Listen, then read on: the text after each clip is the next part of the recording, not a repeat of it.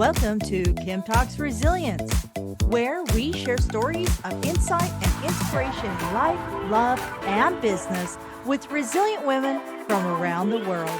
Speaking with authors, entrepreneurs, founders, and coaches to learn their strategies for a more resilient life so we can all build the life we love. I'm your host, Kim Hayden. Our guest today is Dr. Fatima Bustos-Choy. She has over 30 years of corporate business management, organizational, and leadership development consulting experience. She has designed and facilitated leadership development programs for major corporations such as Citibank, IBM, Wells Fargo, Raytheon, Merck Pharmaceutical, and Leap Inc., just to name a few. Dr. Fatima is also a recognized transformational holistic life coach. A respected Dr. Fatima is also a recognized transformational holistic life coach, a respected and sought after facilitator, trainer, consultant, and speaker who helps people care for their spirit, heart, mind, and body to achieve their highest level of potential. As a holistic life coach, Dr. Fatima shares her lessons learned from her own journey towards wholeness and fulfillment. Dr. Fatima is the founder and CEO of R&F Holistic Services and Gaia Flow Consulting. She is a graduate of the California Institute of Integral Studies with a doctoral degree in transformative. She is a graduate of California's Institute of Integral She's a graduate of California Institute of Integral Studies with a doctoral degree in transformative learning and change. Her new book, More Than Money: Five Paths to Abundance and Success for Inner Centered Entrepreneurs. It's on Amazon and it's a bestseller. Excellent. Let's bring Dr. Fatima in. Hello. Welcome back. Thank you so much, Kim. And thank you once again for that kind introduction. And so happy to be back with you. Absolutely. So, just so people know, we had a bit of tech issues on our last round of this, and Dr. Fatima has been absolutely lovely in accommodating the show with the second kick at the can. So, you already know the flow of the show, but we're just going to start with who is Dr. Fatima?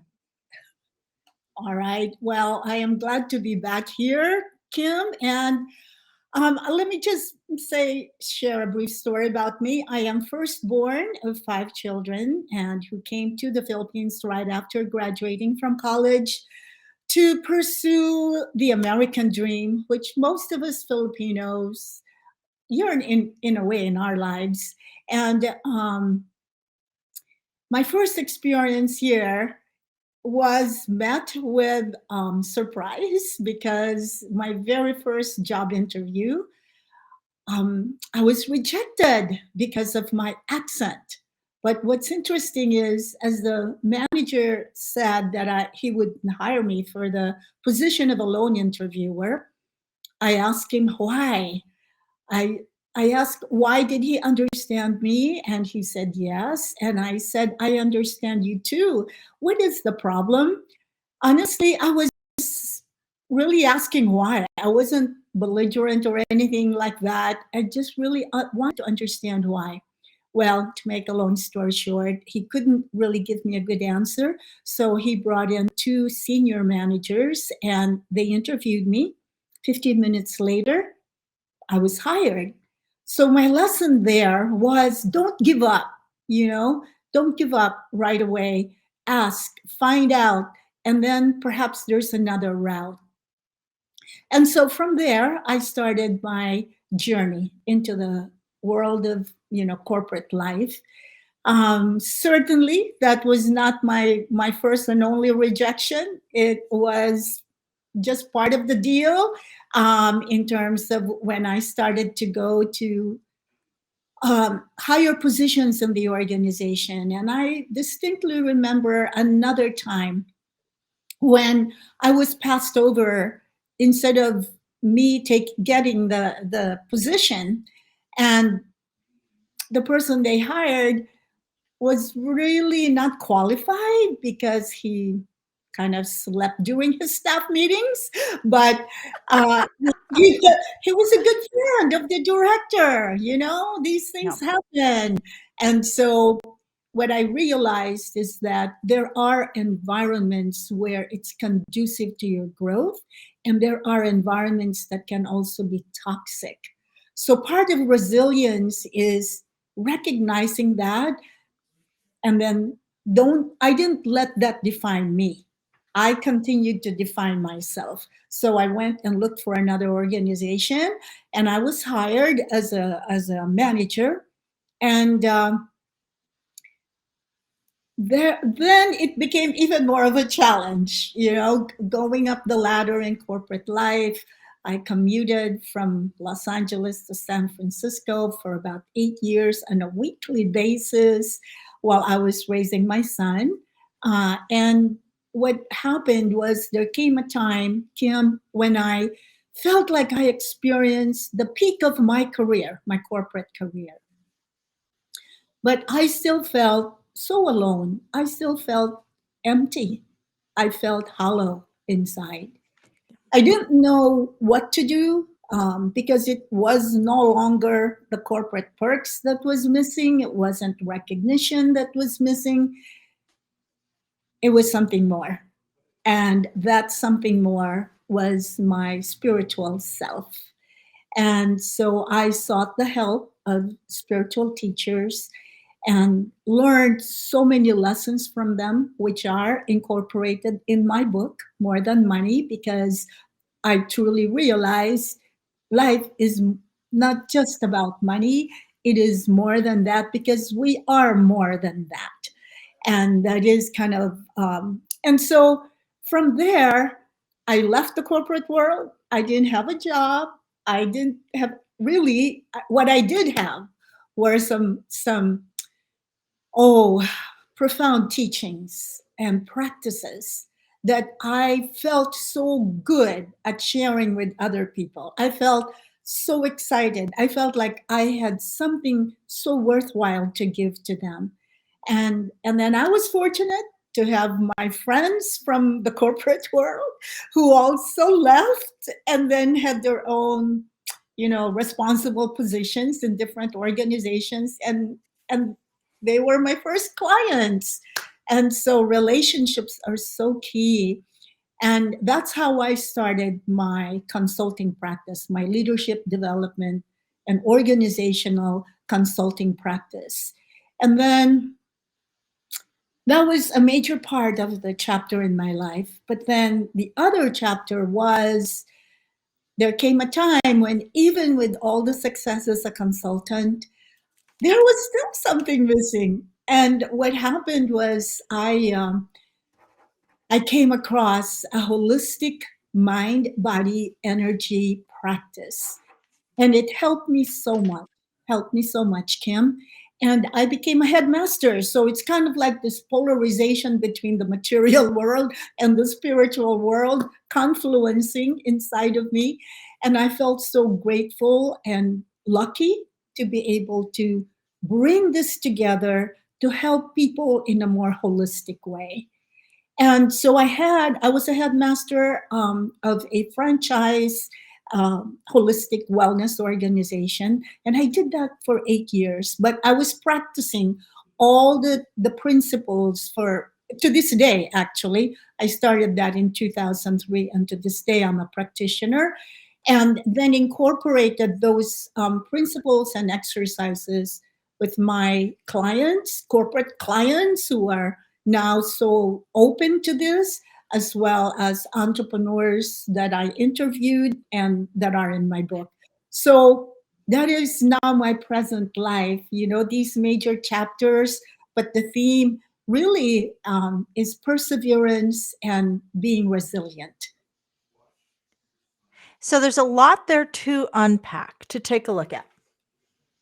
I want to ask you first, um, uh, Success mindset. I'm just writing some notes down here so I can keep track because I have some things I want to kind of go over with you. First off, is going from a paid job where you know you can count on money Mhm. comes in on the 1st and the 15th into the entrepreneurship space. Yes. What were a couple of key programs or platforms or, maybe some, automation platform automation software to get emails out? What was something that you implemented as an entrepreneur that you never had to do before in order to find success? Well, that's a really interesting question, Kim, because when I opened my consulting practice, 2 decades ago, we didn't have as much of social media as we do now. In fact, I will confess, I really needed help with marketing, but you know who marketed for me were my colleagues, were my clients. And so to me, the best is the best way to communicate my platform in essence were my colleagues, my clients, and it was word of mouth. It was a Word of lot. mouth. Yes, it was a lot of referral. It was a lot of, and because I was doing some public teachings, I also got to meet new people. I belonged to some organizations, and that's how I got to spread the word and share my teachings and share what I have learned.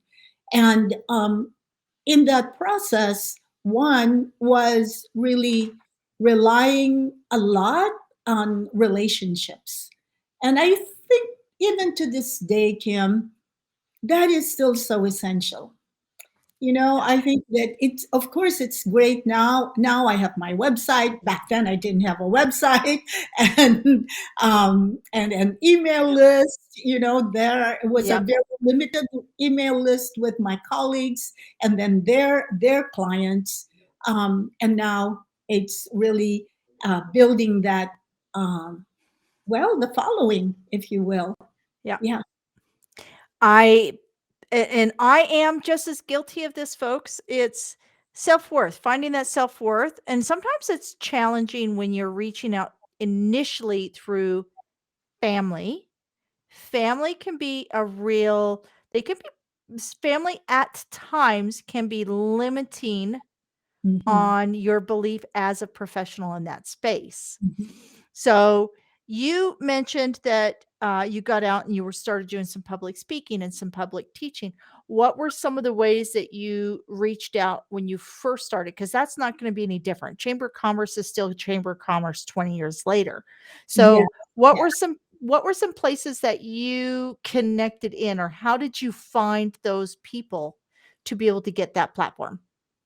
Trade organizations. So, for example, in my field, as a learning and development professional and practitioner, fortunately, we have trade groups, national trade groups, organizations that I belong to, and submitted proposals, for topics that I could speak on. Yeah. And so attended these conferences, presented at these conferences, and because it's a national platform, I mean a national audience, there was the opportunity to connect and meet people. Um, I also put myself. I became an affiliate, and a partner with other consulting firms, and because they already have a following, it was easier to be able to dovetail and piggyback on that. And so those were, for me, those were the success, kind of footprints for me that enabled me to be out there. And now, of course, with my book, that's even, a larger audience. um, Ex- and yeah. So No, keep going. Keep going because yeah, the trade organizations Yeah, there's gotta be groups everywhere. I find that the challenge with, Facebook and trying to network out through Facebook is a lot of people will hold their groups very, very tight, and they don't want you putting anything on there. So they're Yes, there literally just yes, that group is a funnel space for their yes, business, right? yes. So, the trade organizations and the Chamber of Commerce was the other one that I thought was pretty brilliant, reaching out to your local Chamber of Commerce and submitting yourself as a speaker. So, that one I had heard that one the other day. There And are then also some niche groups, Kim. For example, I work a lot. One of my clients, long time client, leadership education for Asian Pacifics. They've been in business for 40 some years, yeah.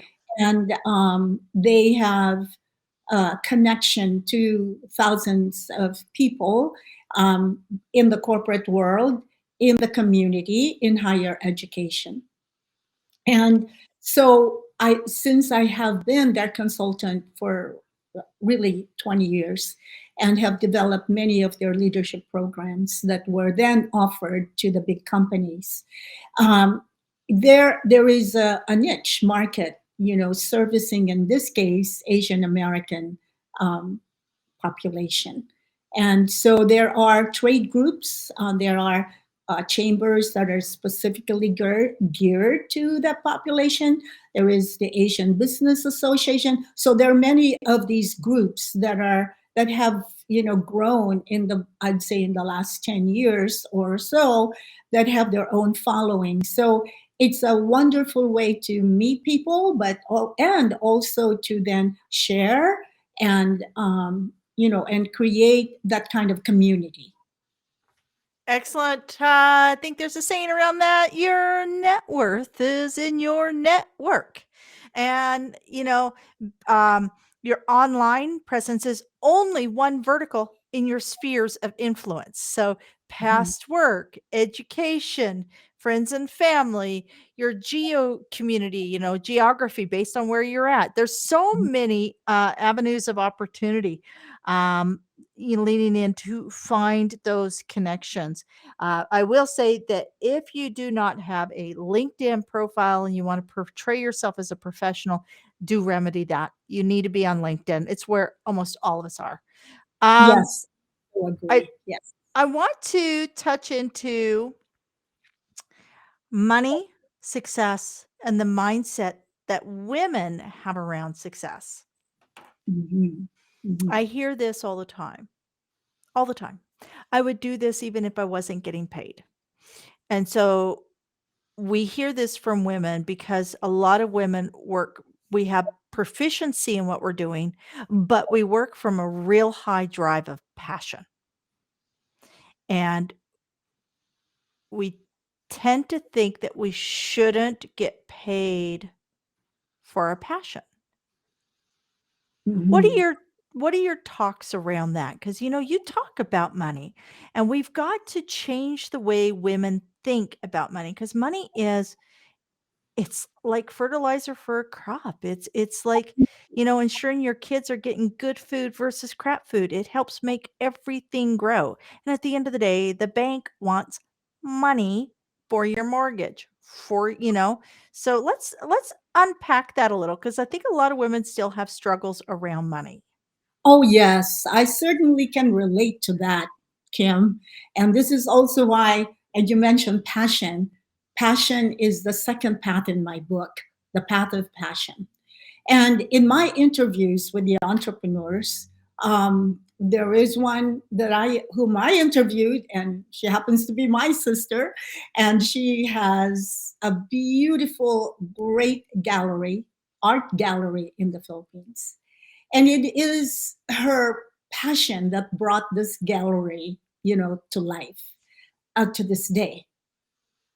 However, however, she's not so keen on the money part of it. And this is where the struggle comes in. And her belief, of course, is passion is the heartbeat of life, and I agree. And so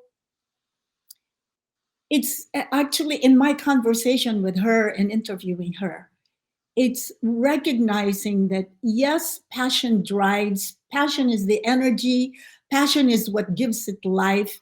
At the same time, we also have to value who we are, value our work, and put worth into that value, in this case monetary.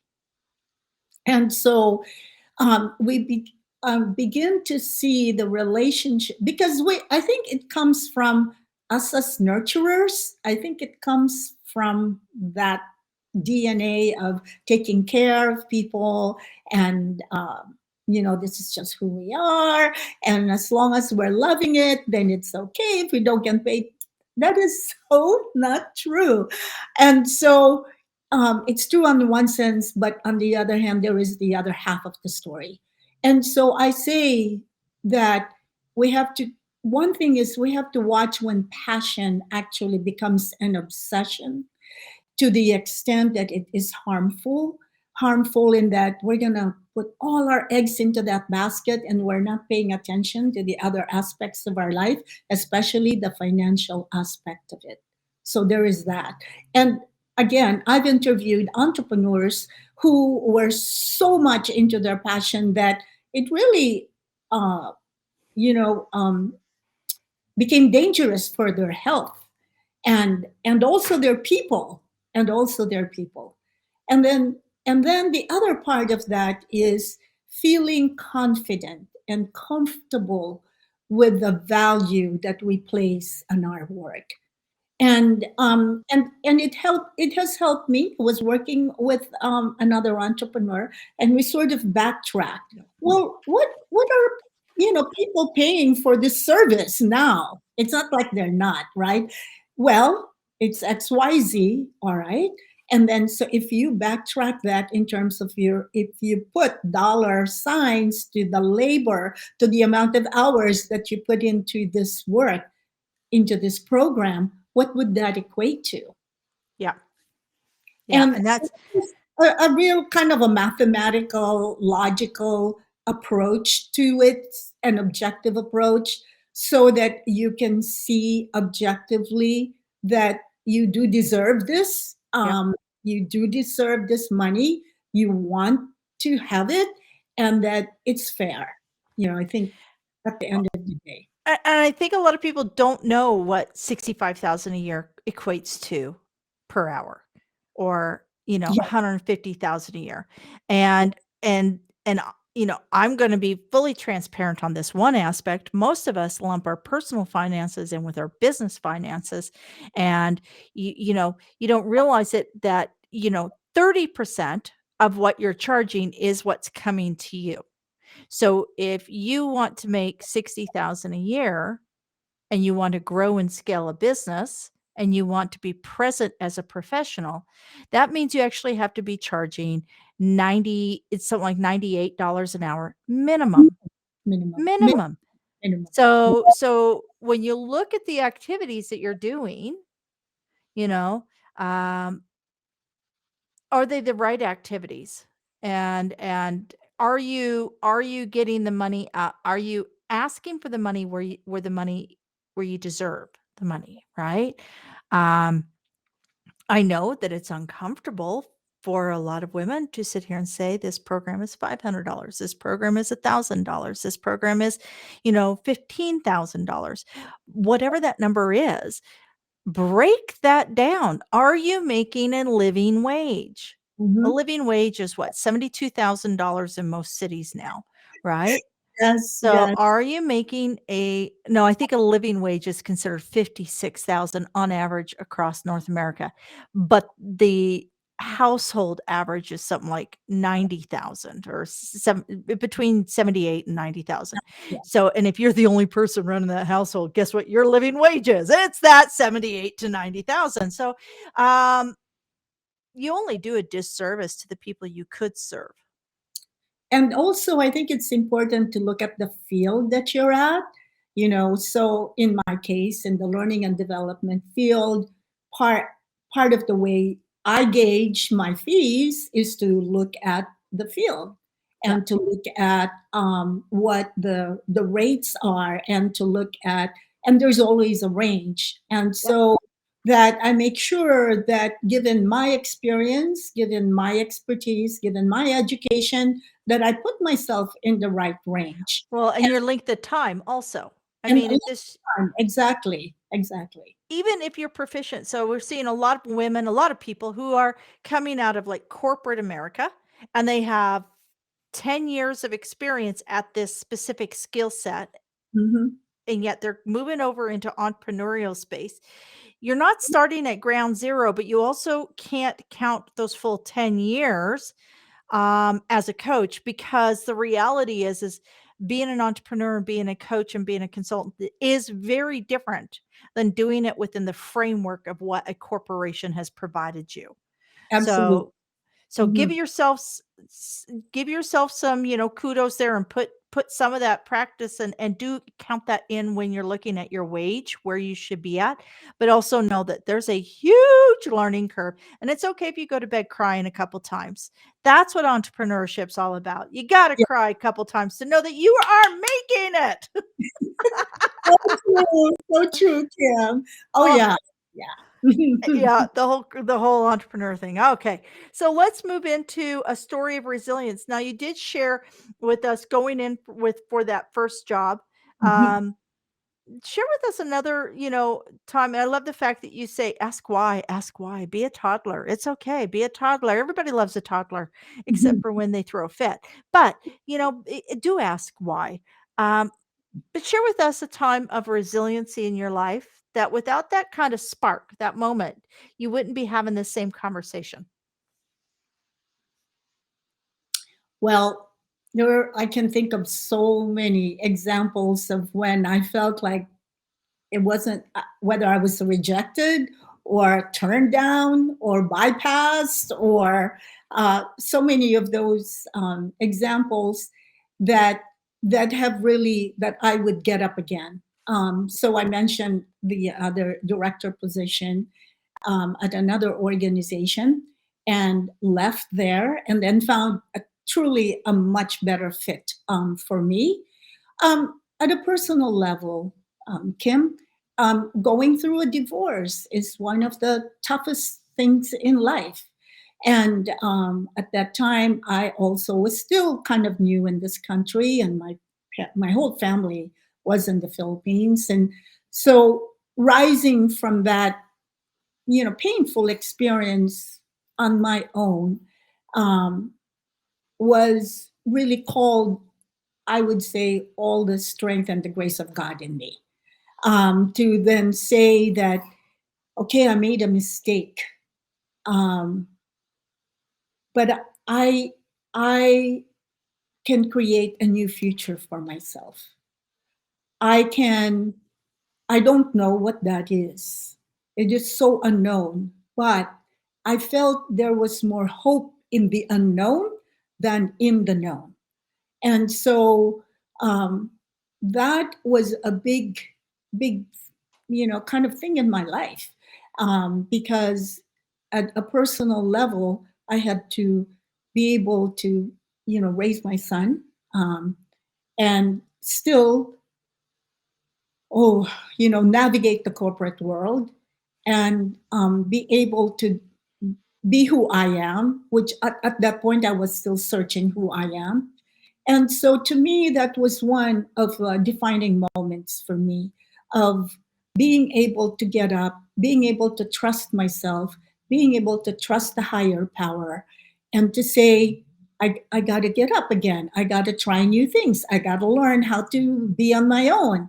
I have to, you know, go through the pain, not stuff it somewhere here, deny it, but to just feel it and trust. Um, Yeah. yes. Women, we are multifaceted. That is for sure. And to know that you're all on your own here in North America, right? And the people we depend on, because I'm the oldest of four girls, And the further we get away from that, like the easier it gets because we create our own infrastructure. But when you got these really big hurdles coming at you and life is hard, and we're trying to pull everybody in around us. At the end of the day, though, we're the only ones that can save ourselves. That is so And true. that Yeah. is that is the, so put your cape on, ladies. Put that cape on. It's okay to run around in your pajamas with a cape and pretend you're Wonder Woman. Do what you need to do because you need to save yourselves. We all need to get out there. We need to take a larger percentage of the entrepreneurial Mhm, pie. There's mhm. there's, you know, there's so many opportunities out there. We just have to ask why and we have to ask for more. So, May I just also say one yeah. thing, Kim? And that is what helped me so much through all of these, navigating a foreign land, navigating the corporate world, navigating being on my own, is an inner voice that we have. And I think that is, and I want to say that because we all have it. We all have this inner voice. We have our internal GPS. I'm going to be a little biased here, but I feel us women have it very strong. It's just Yep. we don't listen to it. And so I'm asking, all your listeners, pay attention to that inner voice because it's that inner voice that will give you the right advice as to your worth, as to your value, as to your potential, as to your possibilities, and to your courage and to your wisdom. It is there. It is there inside of us. And that's why I titled my book Five Paths to Abundance and Success, which I believe at the end of the day is what we all want, but specific to what I'm calling inner centered entrepreneurs. And we have that, and we need to tap into that more to be able to get that larger piece or at Yep. least a fair piece of the A pie. fair piece, a fair piece. That's Please, that's all we're yeah. asking. Yeah. And this comes down to, also if your audience, if your target client is female, like we as women have to start investing in ourselves. There's not a single athlete that goes to the Olympics that has not invested in a coach, has not invested in the right running shoes, has not invested in the right food to feed their body. There is not a single person that has hit the top of Mount Everest without having training, extensive training, which means they had a coach, they had somebody to help them. And by the way, they don't go up that mountain without a Sherpa, without a guide. Yes. So, why are you trying to scale and climb and compete at the highest levels of your life Yeah. within your proficiency and your passion Mhm. with Mhm. all on your own? There are Mhm. people out there willing to help. There are people out there. Speaking of people out there, let's talk books real quickly. Your book. I'm going to pull this up. Thank Tell you. us tell us what tell us what the readers can expect from your book. Readers can expect proven principles. Proven, I say, because I've experienced them myself. I have taught them, and they've worked. So they're proven. Principles to guide you. Second, practical exercises using body, mind, energy principles to guide you. And then the five paths are clearly um, what do you call this, delineated as ways that the reader can connect with their true self and empower themselves to achieve what they have not been able to achieve before. My observation, myself as well as others, is that we want something, but we do something else. Yeah. We want something, but there's a reason why we can't achieve it. And usually it's not for lack of knowledge, it's not for lack of power, even. It's not for lack of resources. But what is that? There's something deeper inside. And so the book will guide the readers to this internal journey to reclaim their own power to achieve what they've been wanting to achieve before. And and be clear, what is abundance and success to you? And as you get clear about that, there is a principle: energy goes where the mind goes. And the clearer you are, the greater is your chance of achieving that. Yeah. And the book, folks, is More Than Money: Five Paths to Abundance and Success for Inner Centered Entrepreneurs. That's by Dr. Fatima. And you can go to drfatimalifecoach.com. And that book's also available on Amazon, correct? Yes, it is, Kim. Excellent, excellent. Can you share with us all your socials? So we've just shared your website, Dr. Fatima. That's Yes, I Fatima life am. dot coach.com. So drfatimalifecoach.com. But where else Yes, can they find you? I'm also on Facebook. I have an Instagram as well as LinkedIn. So, LinkedIn. See, guys, the smart ones are at LinkedIn. Get over there. Um, so I'd love for you to close us out on this show with a quote that inspires you. well, I have so many quotes, Kim. And if I may say this, if I may say a couple of quotes. One is by Rumi, his Persian poet. Everyone has been made for a particular work, and the desire for that work has been put in every heart. And for us, I believe each one has a unique purpose, a unique calling. And when we connect to that purpose and calling, we can truly move mountains. And we can be on that same platform that all the great people are. And then the other one, the second one is personal. I love myself. I am more than meets the eye. And that's something that I give to myself every single day. You know what? I'm going to bring you full screen. I want you to say that again. I love myself. I am more than meets the eye. I want everybody to listen to that because that's so important. Be kind to yourself, show yourself some love. Nobody's going to do it for you. Nobody's going to come and save you. Nobody's going to pin your cape on. You do what you need to do in order to show up every day to your best potential because you do have a purpose. You do have a purpose. I promise you. I promise you. Well, Dr. Fatima, thank you so much for such an incredible interview. So much to unpack there, so much to listen to. Um, Again, just absolutely lovely. So, you know what, folks? That's it for this episode of Kim Talks Resilience. I'm your host, Kim Hayden. And you know what? If you ever feel that your resiliency is lagging just that wee bit, be sure to listen and lean in to our resilient community at resilientgift.com. Resilientgift.com. Just go sign up. We're going to send you the notices when the magazines come out, when the new episodes come out. We're just going to share what we're doing. Even look at, when we're doing events and how you can grab a free ticket. So until next time, you know what? Show yourselves a little love. Lean into yourself and be good to yourself. Thank you for joining us here today at Kim Talks Resilience.